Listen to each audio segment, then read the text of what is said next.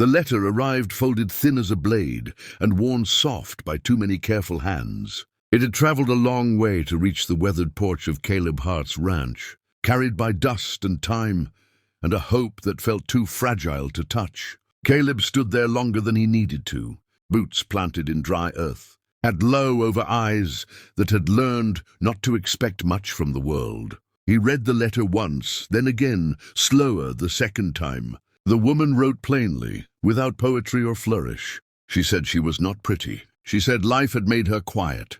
She said if he wanted beauty, he should look elsewhere. Caleb folded the paper and stared out at the plains, remembering promises that had once sounded just as careful and had ended in silence. Caleb Hart had been alone for 7 years, long enough for grief to settle into the walls of his cabin and the grain of his heart. He had loved once, deeply and foolishly, and buried that love beneath a lone cottonwood on the far edge of his land. Since then he kept company with horses and fences and the steady ache of work. When the ad for a mail-order bride had gone out, he told himself it was for practicality, not hope.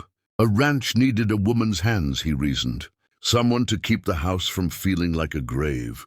Still, the letter unsettled him. It felt honest, and honesty had a way of hurting worse than lies. The day she arrived, the town gathered as it always did when the stagecoach rolled in. Dust rose like a curtain, and Caleb waited at the edge of the street, unsure why his chest felt so tight.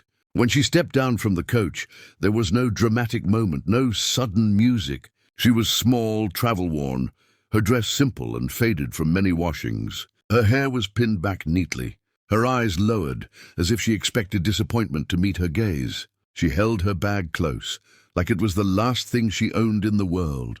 Caleb recognized her at once, though he had never seen her before. Something in the way she stood, steady but unsure, reminded him of himself. She looked up then, and their eyes met.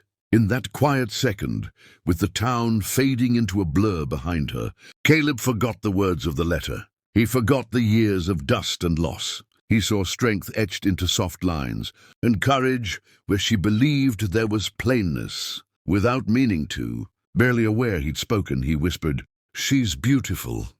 The wind carried the words away, but the feeling stayed, settling deep and dangerous in his chest. As they rode away from town, the space between them on the wagon felt heavier than any distance he'd crossed before. She kept her hands folded in her lap, eyes on the horizon, while Caleb wondered how many times life had taught her not to expect kindness. He wanted to tell her she belonged here, but fear kept his mouth shut. The ranch came into view, weathered but standing, and as the sun dipped low, both of them sensed that something fragile had begun, something that could either heal them or break them all over again. Life on the ranch moved slow, shaped by routine and restraint. Her name was Eleanor, and she worked quietly, as if trying not to take up too much space. She rose before dawn, cooked simple meals, mended what was torn. Caleb watched from a distance, unsure how to bridge the gap between courtesy and care. He had learned that love, once lost, left scars that never truly closed. Eleanor carried her own, though she never spoke of them. There was a sadness in her smile that suggested a past, full of hard choices and harder endings. Trouble arrived in the shape of Marcus Vale, a man who wore charm like a weapon and bitterness like a badge. He had once owned the ranch land Caleb now worked, lost it to cards and whiskey, and never forgave the world for his own failures. Marcus noticed Eleanor in town one afternoon, the way her quiet presence drew eyes without asking for them. He smiled too easily and spoke too close. Caleb stepped in, voice calm but firm, and Marcus backed off with a laugh that promised future trouble. That night Eleanor confessed, in a soft voice, that men like Marcus were the reason. She had written so carefully in her letter. She had learned that attention often came with a price she could not afford to pay. Caleb listened, fists clenched at his sides, torn between anger and restraint. He wanted to protect her, but he feared becoming another man who made promises he could not keep. The ranch felt smaller then, the shadows longer, as Marcus's presence lingered like a storm, waiting to break. When Marcus returned days later with threats wrapped in legal words, claiming old rights to water and land, Caleb faced a choice: fight and risk everything he had built, or back down and lose the home that had slowly begun to feel alive again. Eleanor stood beside him, not pleading, just present. In her eyes he saw trust he wasn't sure he deserved. As Marcus rode away with a warning, Caleb realized the past was done chasing him quietly. This time it had come looking for a fight. The drought worsened, turning the land brittle and the air heavy with tension. Marcus made good on his threats, blocking access to the creek that kept Caleb's cattle alive. Townsfolk whispered, some urging Caleb to leave before things turned ugly. Eleanor found him one evening by the cottonwood tree, where the ground still bore the memory of another woman and another life. She spoke then of her own past, of a betrayal that had taught her to hide behind modest words and lowered eyes. She said she had never believed herself worthy of being chosen. Caleb looked at her, really looked, and understood that love was not about erasing scars, but standing beside them.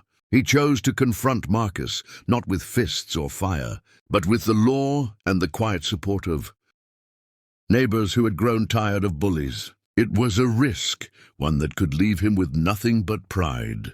Eleanor held his hand before he left, her grip steady, her faith unspoken but strong.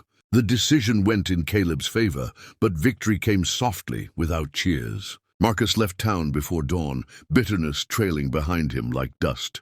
The creek flowed again, and life returned to the ranch in small, meaningful ways. One evening, as the sun painted the plains gold, Caleb finally spoke the words he had been holding back. He told Eleanor he had seen her from the first moment, truly seen her, and that her letter had been wrong about one thing. She looked at him, eyes shining with fear and hope entwined, as he whispered again, louder this time, that she was beautiful.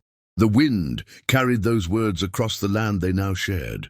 Eleanor smiled, a real one, and leaned into his side as the light faded. The future remained uncertain, shaped by choices yet to be made, but for the first time in years, neither of them faced it. Alone, life on the ranch moved at the pace of breathing horses and turning skies. Eleanor learned the rhythm quickly, though she never claimed it as her own. She moved through the cabin like a guest afraid of overstaying, leaving no trace beyond clean dishes and folded blankets. Caleb noticed everything. The way she hummed softly while kneading dough, then stopped when she realized he was nearby. The way she flinched at raised voices in town, even when they weren't meant for her. He told himself to give her space, but the silence between them grew heavier with each passing day. Caleb tried to be kind without being close.